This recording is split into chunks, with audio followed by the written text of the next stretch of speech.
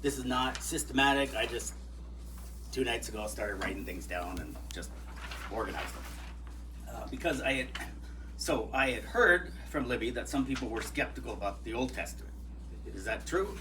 Okay, yeah. So these are maybe questions for why would you be skeptical? Maybe because of what you're expecting, or you think the Bible should be, and you get there and you read it and it's not that at all. I can't remember how old I was. I remember in the back seat of the car reading the Bible, and I got to Leviticus and just had no clue what was going on. And I kind of stopped at that point. So I'm just going to jump right in and tell you the story of Ruth, and kind of use that as a jumping off point for kind of the argument I'm trying to make about all of this in the Old Testament. So but to tell you about the story of Ruth, we have to go to the book just before Ruth, the book of Judges. Any of you familiar with the book of Judges at all? Little? Okay, so it's a bunch of stories of some really crazy, bizarre, strange leaders cycling over. The leaders, in some weird way, end up like saving the people, but then they turn away from God. Oh, but you get to the end of the book, and it starts to focus on a Levite. So Levites are the people that take care of the temple and temple things. So there's a Levite who has a concubine who's run away from him, which already indicates there's something might not be right. Levite shouldn't have a concubine probably, and the fact that she's left him means he's maybe not so good, and he clearly isn't as you read the story. So he goes back to her house and find where she went back to her home, and then her dad gets him drunk a bunch of nights, and he can't leave. He finally leaves, and he goes out to a town, and he's in the town square hoping somebody will invite him in. So it's like him, his donkey, and his concubine.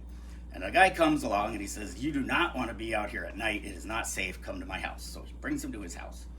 And then while they're at the house, a mob kind of comes to the house, very much like Sodom and Gomorrah. They're like, "We want this, bring us out this foreigner or stranger, your guest, we're going to have our way with him." And so the Levite decides he doesn't want to do that. So he takes his concubine and puts her out the door. And believe it, this really is in the Bible. And she is raped all night. And in the morning, he opens the door, and she's laying there on the threshold. And he says, "Woman, get up." And she won't move. So he picks her up, puts her on his donkey, heads out, and has an idea. He can't believe that they did this to her. So he cuts her to 12 pieces and sends each part of her to one of the tribes of Israel, saying, "Nothing like this has ever happened. This is horrible." And so they all gang up against this town, kill the men off, and then they realize, we may have totally wiped out one of the tribes. So they complain to God, God, how did you let this happen? Well, because they did it. So in order to keep the tribe going, they kidnap a bunch of the women, and then the men marry them, and all these things. It's terrible. And it ends, it says, "Those were the days when there was no king, and everyone did whatever they felt was right in their own eyes." So it's like the worst of the worst, a news show, whatever. Like scandalous, terrible stuff. And these are the chosen people. But then Ruth starts, the very next book. It says, "In the days of the judges, there was a woman named Naomi." So during all this stuff where the headlines are just everything is horrible, you get a nice little family story, but you would never know the other stuff's going on. So Naomi, she has a husband, Elimelech, and they have 2 sons, Mahlon and Chilion. They live in Bethlehem, but there's a famine.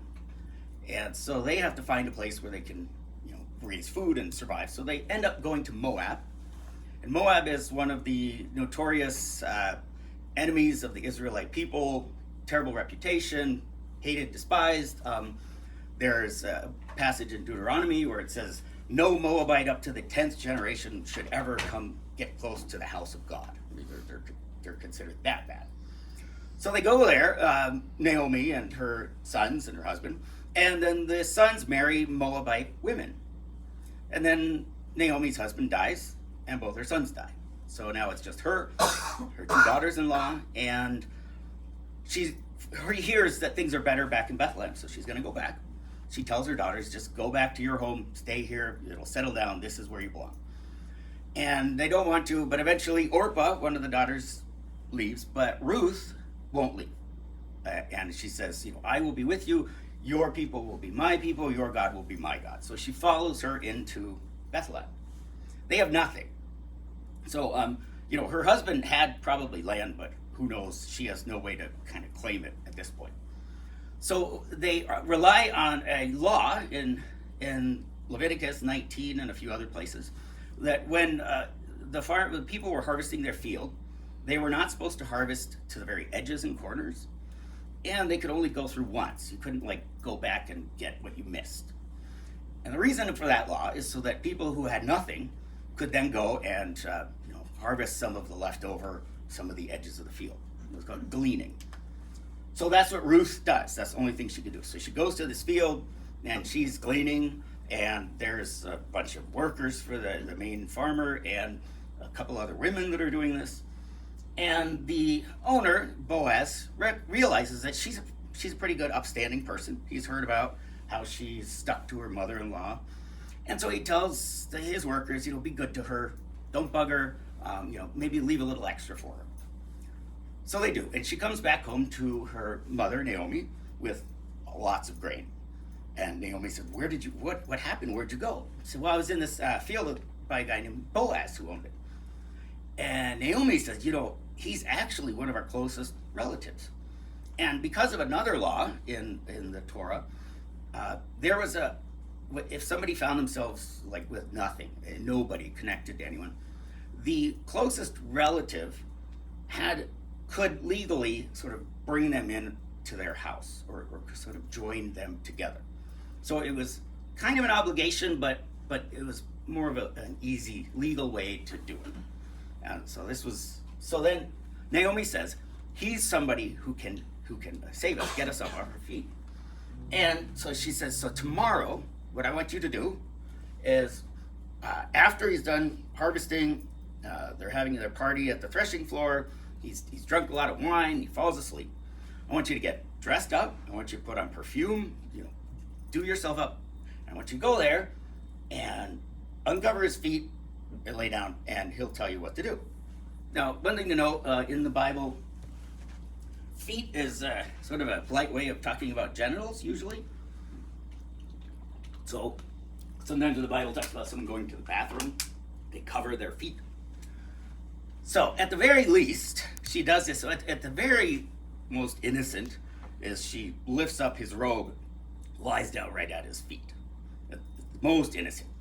The Bible doesn't say anything else, what she might have, anything else. But he wakes up, sees this woman down there, and wants to know what she's doing. And she basically says, marry me, because you're a close relative.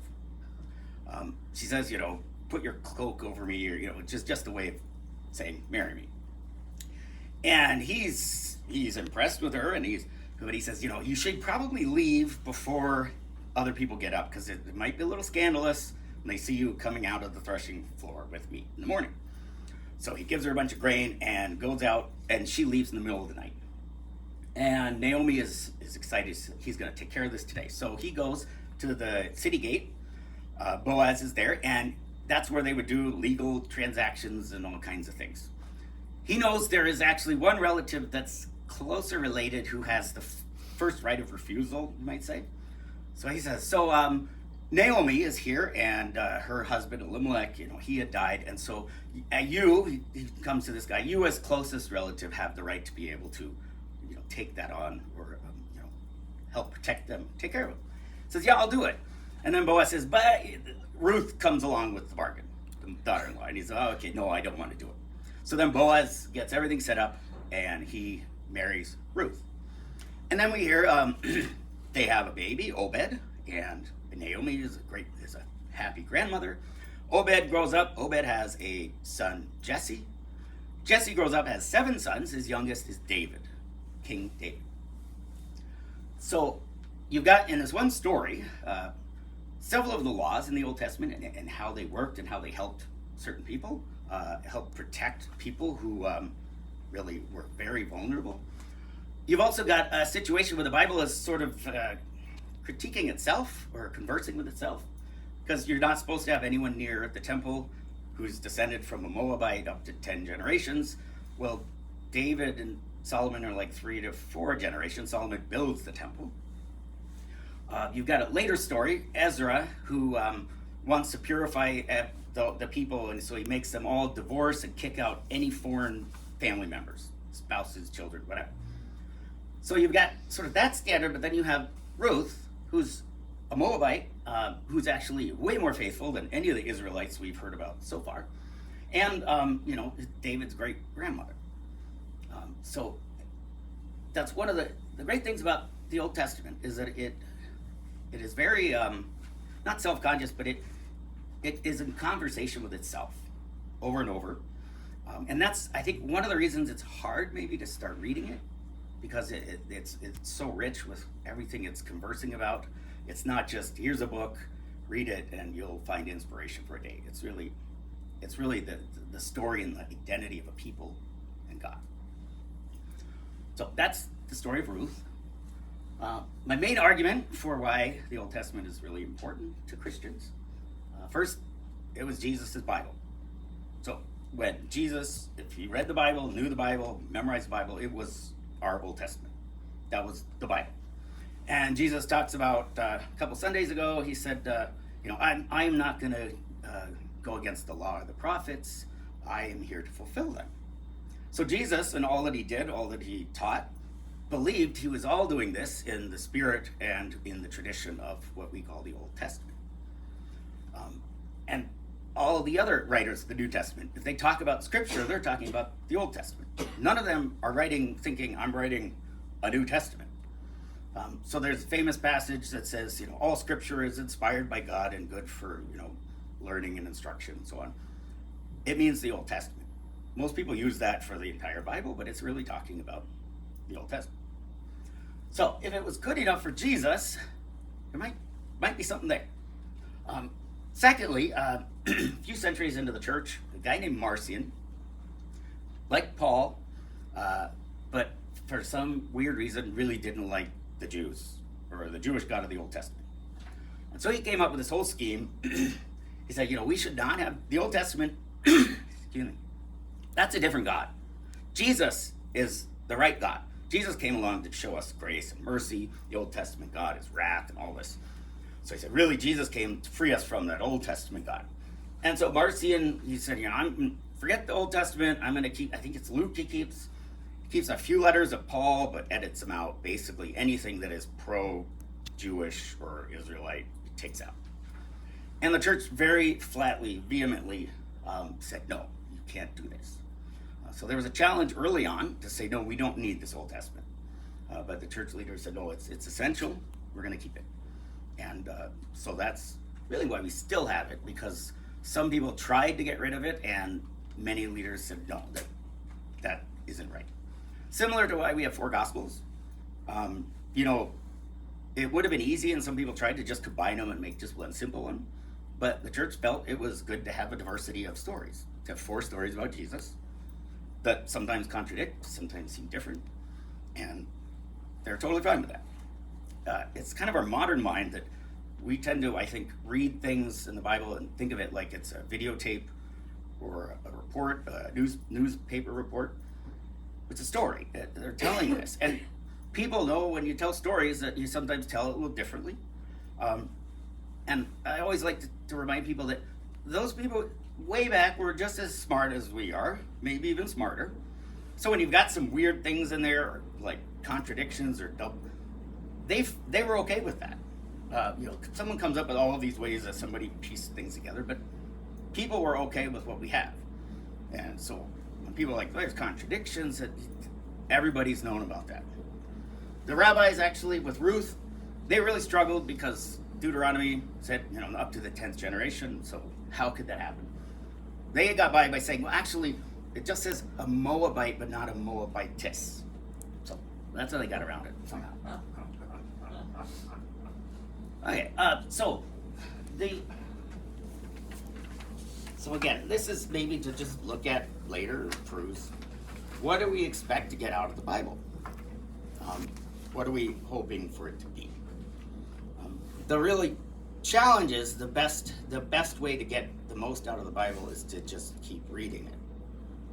And the more you read it, the easier it is to read. So it's always hard to get started. But that's how it goes. Any questions? Yes. You have a question? So many. Oh, do you want to ask it or you just... Well, can you say a little bit more about why the church said no to Marcion? Did they say more about why? Why can't we just chuck the things we don't like in the Old Testament? Well, I think, I don't know this necessarily, but, this was during time of issues of Trinity. You've got Father, Son, Holy Spirit. So if you've got the Father and the Son, and the Father is Jesus' Father, and he's clearly the one mentioned in the Old Testament, if then you're going to turn that into a bad God or wrong God, it just messes the whole thing up. Right? It doesn't work. So I think that's really has to do with some of the Trinitarian things. Okay. And, if they're going to throw that out, then do they throw out the Father? And then it's The a totally Creator? different religion. What was it? The Creator, really. Oh, the Creator, yeah, all that stuff. So, anything else? So I want to get to these three and then open it up on the paper where you can take notes. I've got several different things to talk about, and any of them that strike your interest, maybe we'll go from there. So next book I want to talk about is Job. There's a good indication in Ezekiel. Ezekiel talks about things have gotten so bad that God says even if Noah, Job, and Daniel were here, that wouldn't be enough. You're still going to go. You're going to be destroyed. And so they're kind of these three proverbial righteous people. Noah, only one that didn't get wiped out by the flood, his family. Daniel shows up in a bunch of other Near Eastern writings and stuff, and in the Bible he's this faithful Jew who will not compromise. And then Job, which he's grouped in with them. And if you look at the book of Job, it starts out as a narrative, and then there's a whole bunch of poetry, and then it ends as a narrative. If you took out the poetry in the middle, it's kind of a self-contained story. Basically, this guy, everything goes wrong, but he won't curse God, he won't give up, and then he's rewarded double in the end. So it's kind of like the simple fairy tale. Starts out in the land. Once upon a time in the land of Oz, there was a guy named Job. It sort of set up to be this fairy tale. So this is my theory, so my theory is that Job is a well-known character and story, but what the Bible does to it is says, well, what if in the middle of this story, we have Job and his friends have debates? What if his friends, who first just sat there with him, what if they used all kinds of biblical explanations for what happened to Job? And what if Job really is righteous and refuses to believe what they're saying? So his friends say, well, maybe you sinned and you didn't really know it. Job says, no. Maybe your kids sinned and they didn't really know it. And Job says, no, that's not true. Maybe God just wants to teach you something. No, it's not true. They go back all of these great biblical answers, which, sound very good and biblical, but as a reader we know they're wrong. That's not why all this happened.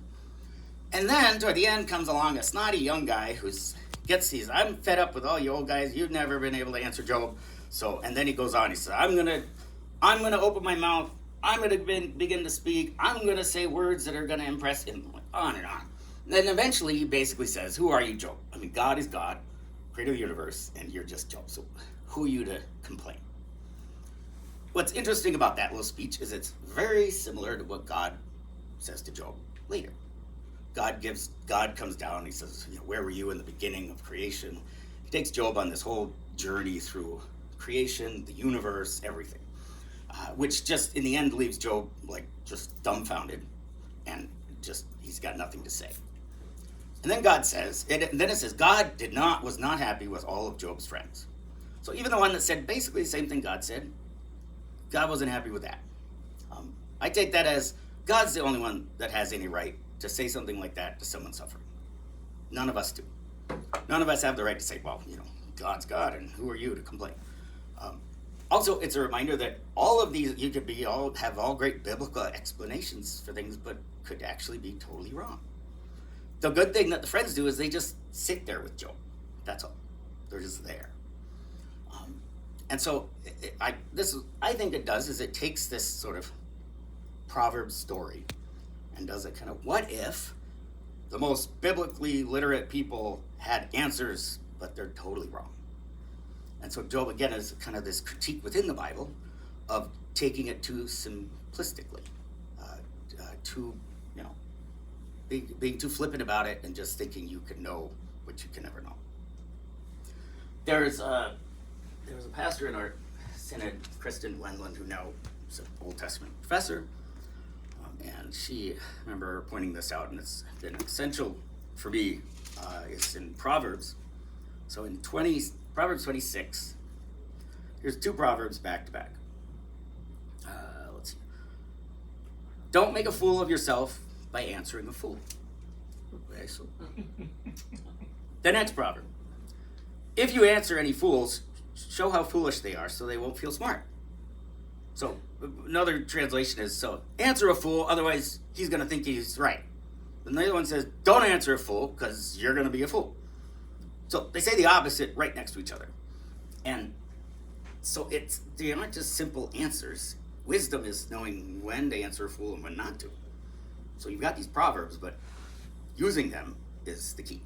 So the Bible is very much, in conversation, okay with saying different things, okay with testing and questioning other parts of it. Very, very much not like what we usually are, sort of Christians, or how people are in the modern world especially. So that's another great part about the Old Testament, is to recognize that it is not only very, not self-critical sort of, but also, honest and forthright. Like all of the leaders, you see all their flaws. I mean, there's no leader that is really good. David's always held up, and his story gets terrible after Bathsheba and all this. I mean, it's all bad. I mean, there are no main characters who, after the Bible has told their story, you're like, wow, they were just great and did everything right. And contrast that to our modern world. If you want to write a biography about somebody that you think is important, you're going to try to highlight everything good about them, maybe not say the bad things. The Bible's totally upfront with just laying it all out there. It's a great sort of witness to Christians, to Jews. The Bible's not afraid to, show ways people have really screwed up in the past. But God's still there. Sort of emphasizes God's faithfulness, that you read all this, like, how could God continue to be faithful? But God is. All right, any questions about Job before I go to the song? Yep. This is probably a simple question, but who wrote the books of the Old Testament? Are they all divinely inspired, or? Yeah, the only book in the Bible, the only books that explicitly say who wrote them are the letters of Paul. Otherwise, they're not. There's nothing within the book that seems to say who wrote it. So there are all kinds of theories. None of them really stick very well. I always try to remind people. Some people want to say, well, Moses wrote the first 5 books or whatever, but I like to remind people of just the basic fact of technology. So back in Moses' day, the only writing they did was on stone. And so you couldn't have the first 5 books of the Bible all on stone carrying around with you. And so they were being told. It wasn't until after the exile that Ezra and other people really had to decide, okay, we need to get these written down, because they lost their temple, their land, and they started to really, okay, what are the most important stories that we've been telling for generations and generations and generations? So there's no good answer at all. I mean, you could just say, well, God wrote it, and some people have this image of somebody there, and God's just dictating it to them, but that doesn't really make any sense. And so, we don't know. So, and then things like, so some people argue Jesus talks about Moses, like the books of Moses.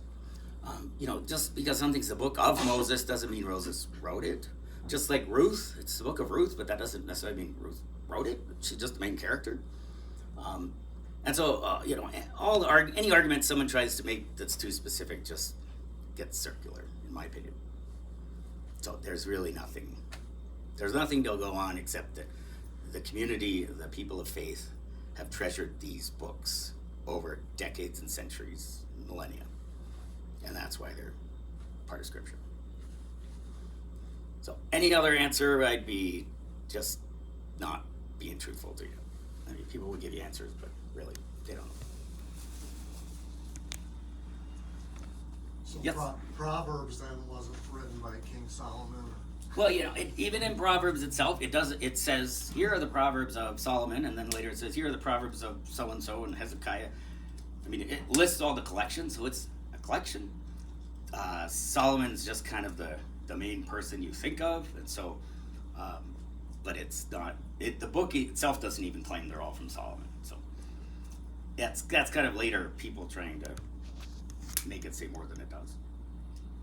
Well, I know the first couple of chapters where he talks about how to not fool around or how to be good, and then when I looked up, well, who's King Solomon in the back of my Bible, and I said, well, he had 700 wives and 350 concubines, and then he was writing about, good and bad. Yeah. But, And I think the people weren't dumb, and I don't think any of them were really thinking this is all out of Solomon's hand. It's just kind of like Solomon's that tradition. So you bring that up. I had in Deuteronomy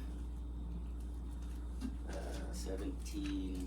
You don't have to look this up so Moses talking to people before they go to the promised land. And he says, there will come a point where you guys will want a king. So, but be careful.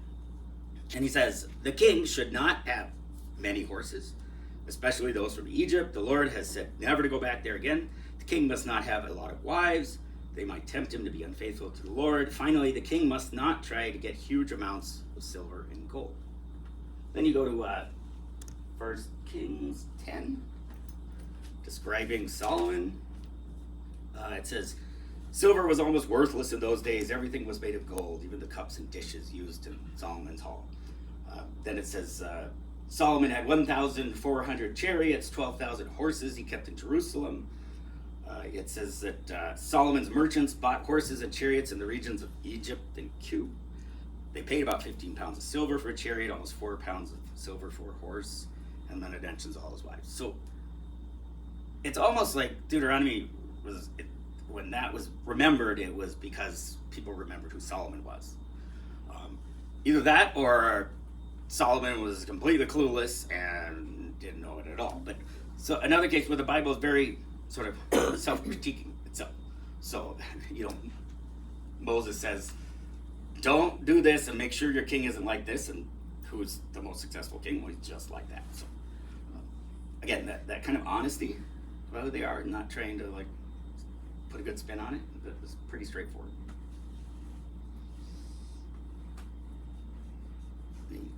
Anything else? So.